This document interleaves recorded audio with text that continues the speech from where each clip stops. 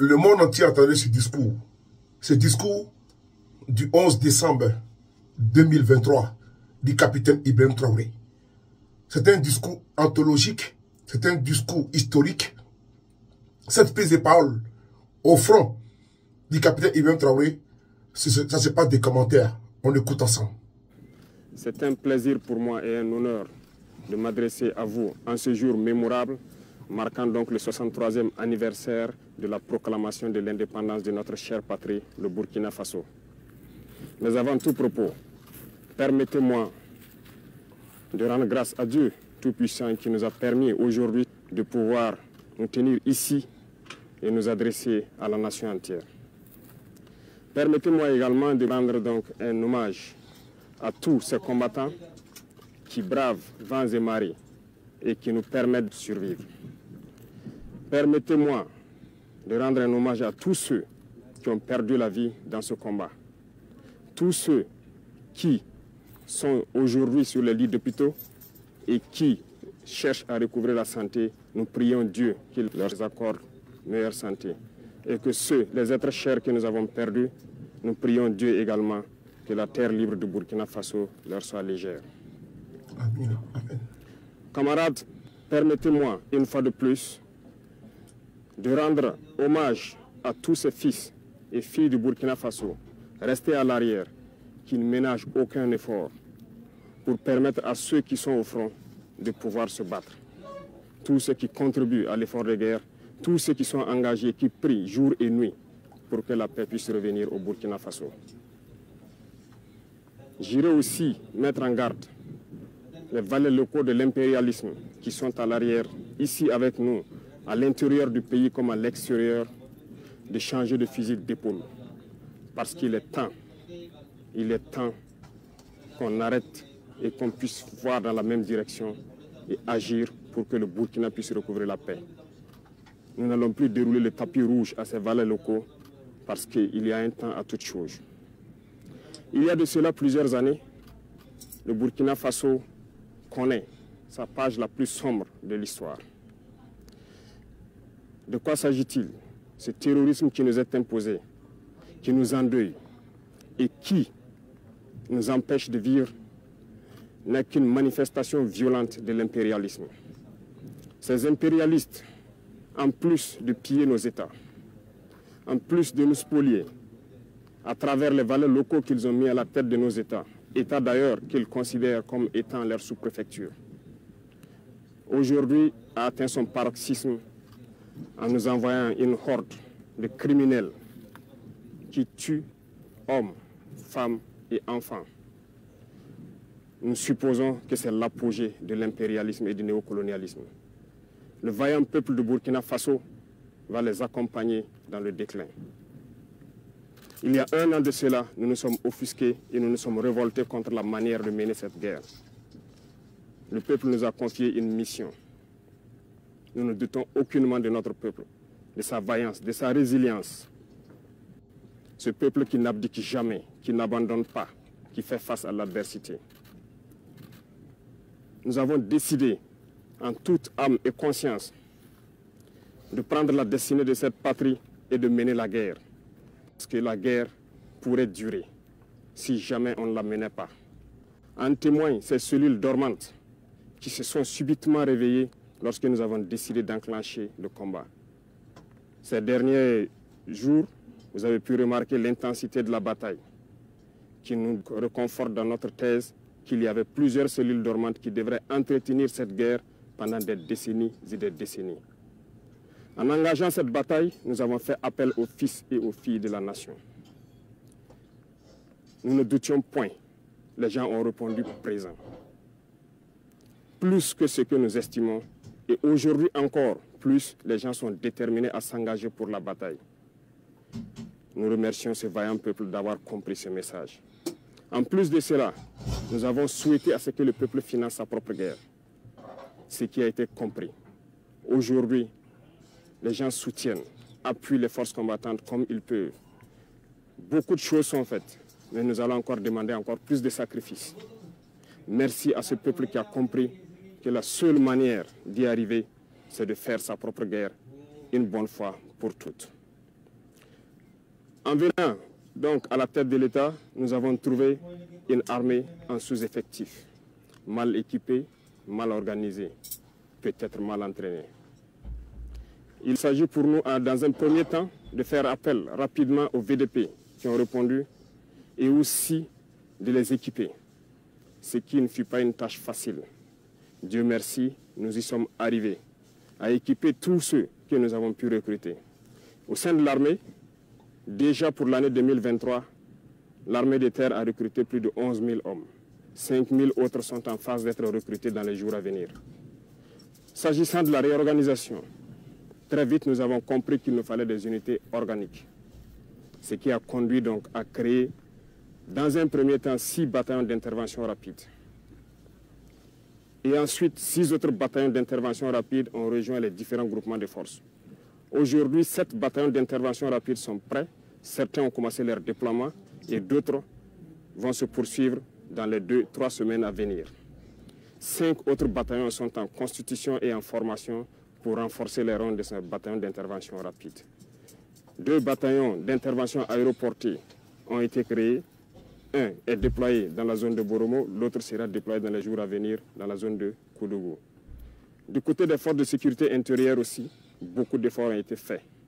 En ce sens que, pour le cas de la police par exemple, nous avons réorganisé les forces pour les constituer en groupement d'unités d'intervention qui sont aux côtés donc des forces armées pour mener le combat. 12 GOUMI ont été créés dans ce sens et d'autres sont en phase d'être créés. Au sein de la gendarmerie, nous avons renforcé les effectifs par le recrutement d'environ 3 000 auxiliaires. Une première phase est terminée, l'autre est en formation. De même que dans les rangs des eaux et forêts, nous avons spécialisé une bonne partie pour former une unité qui pourra agir dans les forêts, qui est aujourd'hui prête. Et cette unité est en train de s'engager également. Toutes les autres forces de sécurité intérieure ont pu être dotées en équipement tels qu'ils n'en ont jamais connu de leur histoire. Mais ce n'est que le début, parce que nous continuerons à les équiper et à monter en puissance. Du côté de l'armée de l'air, il a fallu à un moment donné revoir donc notre potentiel aérien. Aujourd'hui, nous pouvons dire fièrement que le Burkina Faso est doté d'appareils de dernière génération qui nous permettent de scruter donc notre territoire à partir des cieux, ce qui nous permet d'engranger un certain nombre de résultats.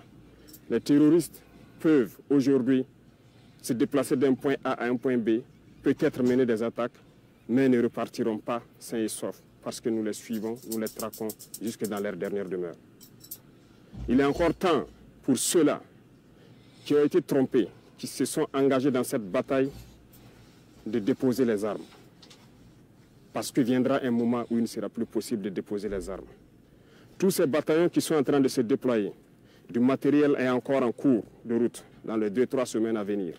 Et lorsque tout cela sera réuni et que tous ces bataillons auront rejoint leur emplacement, cette phase de développement de la guerre tant attendue, les choses sérieuses pourront commencer. Je lance encore un appel à ces égarés qu'il est encore temps de déposer les armes. Parce que viendra un moment, on le répète encore, il ne sera plus possible. Le Burkina Faso a décidé de se battre et nous nous battrons jusqu'à la victoire finale.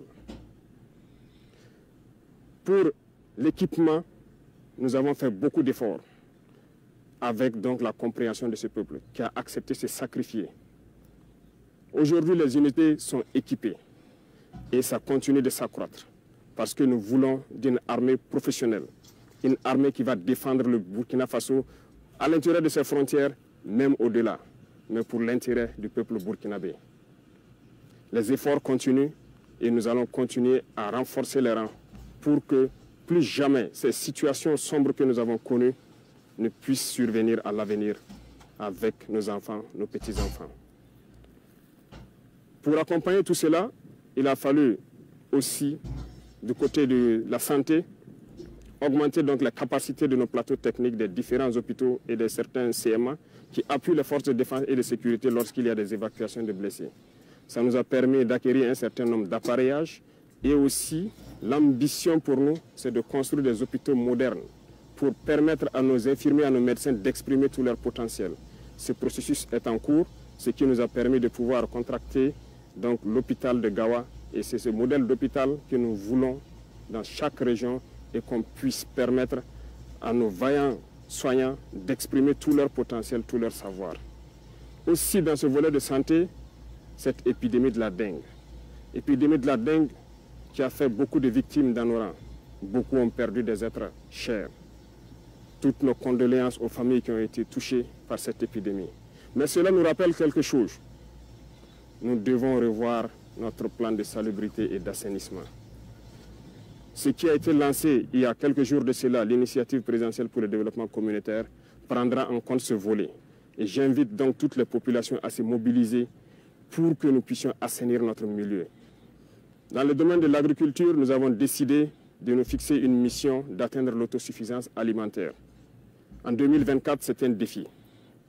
Pour 2023, nous avons lancé l'initiative présidentielle donc, pour l'autosuffisance alimentaire et la souveraineté alimentaire. Il s'agit pour nous d'emblaver un certain nombre de superficies, de donner des intrants à des producteurs, des semences améliorées produites donc par nos chercheurs sur place. Ce qui, aujourd'hui, on peut dire est une satisfaction parce que les résultats sont au-delà de ce que nous avions espéré. Ce qui témoigne encore que nous avons de bonnes terres, nous avons de braves hommes qui savent donc travailler la terre et nourrir les Burkinabés. Ça nous encourage à lancer un autre défi pour 2024. Des engins tels que des tracteurs ont été commandés dans le cadre de l'initiative. Les chercheurs ont été renforcés et on continue de les renforcer pour trouver les semences adéquates. Et aussi ce qui nous a conduit à ouvrir l'usine de Coupéla en août dernier pour fabriquer les intrants sur place. L'engrais est produit et pour pouvoir baisser le coût de l'engrais au profit donc de nos producteurs. Dans le même sens, il y a donc l'offensive agricole qui a été lancée par le ministère de l'Agriculture récemment et ça se poursuit dans toutes les régions du Burkina Faso. J'invite donc les populations des différents villages à s'impliquer, à aménager tout ce qui est bas-fond, toutes les terres cultivables. Et nous mettrons tout en œuvre pour les accompagner pour qu'on puisse produire au maximum dans cette saison qui arrive. La contre-saison est également lancée dans les points où il y a des eaux de surface. Et l'accompagnement est fait à travers donc, des semences améliorées produites par nos chercheurs d'un certain nombre de spéculations qui ont déjà été dotées à certains producteurs. On ne pourra pas parler d'agriculture sans parler donc du développement de l'agroalimentaire. Nous sommes en train d'encourager actuellement donc, tous nos importateurs et tous nos opérateurs économiques à se lancer dans la production, dans la transformation. Beaucoup d'usines verront le jour pour que un certain nombre de produits alimentaires soient produits au Burkina, transformés au Burkina et consommés au Burkina Faso. Et pourquoi pas exporter. C'est un défi que nous nous sommes lancés et nous comptons sur cette brave population pour nous accompagner à pouvoir réaliser ce défi. C'est en ce sens que nous pourrons donner beaucoup d'emplois donc, à des jeunes qui sont formés, qui malheureusement n'arrivent pas à exprimer leur talent parce qu'il n'y a pas d'espace qui leur est offert. Dans le même sens, le ministère de la Jeunesse a été instruit de mettre un accent sur la formation professionnelle. Cette mutation est en cours en fédérant donc toutes les écoles et tous les centres de formation professionnelle pour que nous ayons une meilleure vue de la formation donnée et de ce dont nous avons besoin pour le développement de notre chère patrie. Camarades, parlant donc du développement du commerce, et comme vous l'avez suivi la dernière fois,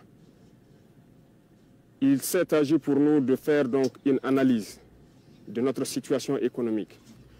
Et à l'issue de cette analyse, nous nous sommes rendus compte qu'il fallait prendre un certain nombre de mesures. Et nous avons dit à compter de janvier, un certain nombre de mesures seront prises. Pas pour mettre la pression ou pour empêcher certains d'exercer leurs fonctions, mais c'est pour le bonheur du Burkina Faso. Il faut que nous créions la richesse, que nous puissions employer nos jeunes. C'est dans ce sens que nous allons développer le commerce interne. Nos commerçants qui quittent les villes vers les campagnes, nous allons encourager à ce que ces produits qui partent vers nos campagnes soient produits au Burkina Faso. Donc, nous invitons tout un chacun à prendre cette donnée et à mûrir les projets nécessaires pour que, en 2024, nous puissions donc atteindre cet objectif-là. Sur le volet donc de la coopération, un bon nombre de partenaires ont refusé de nous accompagner, de nous aider à acquérir le minimum d'équipements. Jusqu'au jour d'aujourd'hui, certains équipements dont nous avons payé des avances auprès de certains pays qui sont favorables à nous les livrer, les licences ont été bloquées par d'autres États impérialistes qui n'ont aucun intérêt à ce que nous puissions évoluer dans notre guerre. Par contre, plusieurs autres États ont accepté d'ouvrir leurs portes. C'est le lieu pour moi donc de les saluer et de les remercier pour leur engagement aux côtés du Burkina Faso dans cette lutte. Ici en Afrique, nous avons jugé nécessaire de nous mettre ensemble, surtout au Sahel, parce que nous ne pourrons rien faire sans union. Ce qui a mené donc à la création de l'Alliance des États du Sahel, une alliance de défense a priori, mais qui évoluera vers une alliance économique et bien plus. L'AES est un espace qui est aujourd'hui victime de terrorisme barbare, violent. Mais aujourd'hui, nous avons compris et les peuples ont compris qu'il faille s'unir. Et nous invitons tous les autres Africains, tous ces peuples brimés, à pouvoir s'unir pour faire face à l'adversité. Nous défendrons l'espace de l'AES comme si nous défendons nos propres terres ici. Parce que nous avons décidé de nous unir avec nos pays frères du Mali, du Niger, pour en faire de nos espaces un seul espace. Aller et venir, commercer et défendre, ramener la paix, la prospérité et la sécurité. Parce que nos peuples ont droit au bonheur. L'Eldorado dont nos peuples rêvent, nous pouvons le créer ici. Et nous avons confiance en ce peuple. M'adressant donc aux travailleurs qui ont déjà consenti beaucoup d'efforts pour le Burkina Faso, je vais encore vous demander plus d'efforts en 2024.